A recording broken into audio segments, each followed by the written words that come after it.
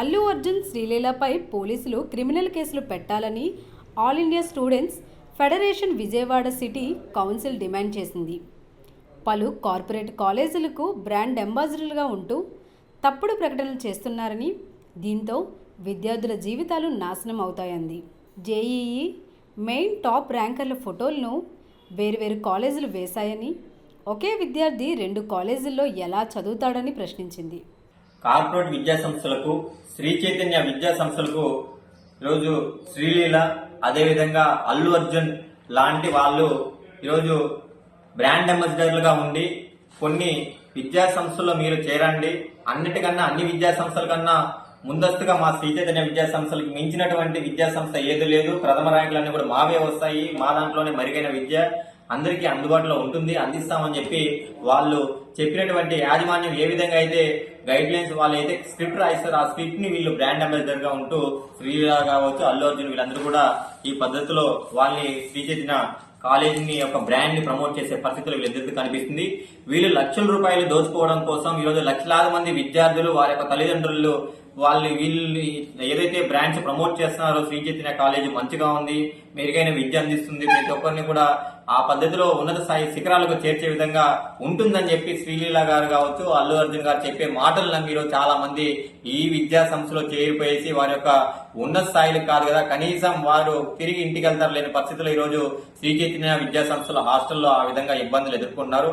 కాబట్టి వీళ్ళు లక్షలు పొందడమే మీ లక్ష్యం అయితే లక్షలాది మంది జీవితాలను నాశనం చేస్తున్నటువంటి ఈ శ్రీలీల, అల్లు అర్జున్ పైన వెంటనే ఈ కేసులు నమోదు చేయాలని చెప్పి ఈ సందర్భంగా మేము కోరుతున్నాం విద్యార్థుల పక్షాన. ఎందుకంటే మొన్న హైదరాబాద్ లో యాప్స్ ప్రమోట్ చేస్తారని కొంతమంది యాక్టర్ల పైన కేసులు ఏ విధంగా అయితే నమోదు చేశారో అదే విధంగా ఇక్కడ ఉన్నటువంటి ఈ శ్రీలీల, అల్లు అర్జున్ పైన కూడా కేసులు నమోదు చేయాలని చెప్పి విద్యార్థుల పక్షాన మేము కోరుతున్నాం. ఎందుకంటే లక్షలాది మంది జీవితాలు, కొన్ని లక్షల మంది జీవితాలను నాశనం చేయడానికి కారణం ఇలాంటి వాళ్ళే కారణం. కాబట్టి వీళ్ళు లక్షలు పొందడం లక్ష్యం కాదు, విద్యార్థుల యొక్క జీవితాలని వారు అనుకున్నటువంటి లక్ష్యాలకి కొనసాగించి ఆ పద్ధతిలో వాళ్ళ గమ్యం చేరడానికి వీళ్ళు ఆ పద్ధతిలో ఉండాలి. కానీ వారికి కార్పొరేట్ విద్యా సంస్థలో ఈరోజు లక్షల మంది చదువుతున్నారు, కొన్ని లక్షల రూపాయల్లో ఈరోజు ఫీ రెగ్యులేషన్ కమిటీకి మించి ఈరోజు ఫీజులు వసూలు చేసినప్పటికీ అలాంటి కళాశాలలో మీరు చేరండి అని చెప్పి వీళ్ళు ప్రమోట్ చేయడం సరైన పద్ధతి కాదు.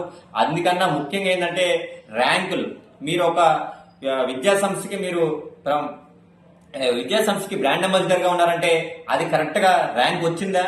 మన శ్రీ చైతన్య విద్యా సంస్థలోనే చదివి అతనికి ర్యాంక్ వచ్చిందా, లేకపోతే నారాయణ విద్యా సంస్థలో చదివితే ర్యాంక్ వచ్చిందా, మరి ఇంకొక ప్రైవేట్ విద్యా సంస్థలు చదివితే ర్యాంక్ వచ్చిందా?